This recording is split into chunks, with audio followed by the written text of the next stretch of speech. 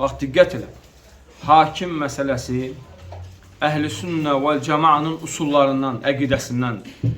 Əgər kim hakim məsələsində çaşarsa, azarsa, o Əhl-i Sünnənin usulundan çaşmışdır. Əhl-i Sünnəyə yox, başqa bidət firqəsinə nisbət olunur o insan. Baxın, deyir ki, Əhl-i Sünnə vəl Cəmaə etiqad edir ki, yəni imamın arxasına namaz qılmaq. Yəni kimin? İmam deyəndə burada rəhbərdən, prezidentdən söhbət edir. Və onun təyin etdiyi insanlardan. Və onların arxasına namaz qılmaq. Onlarla bərabər cəmaat, cümə namazları.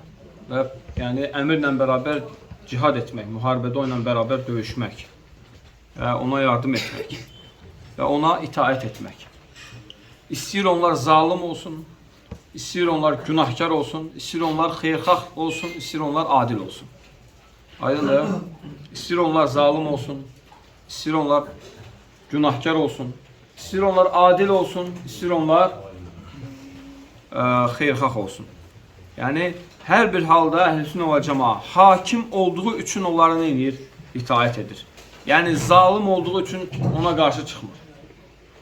Fucur, günahlar etdiyi üçün ona qarşı çıxmır.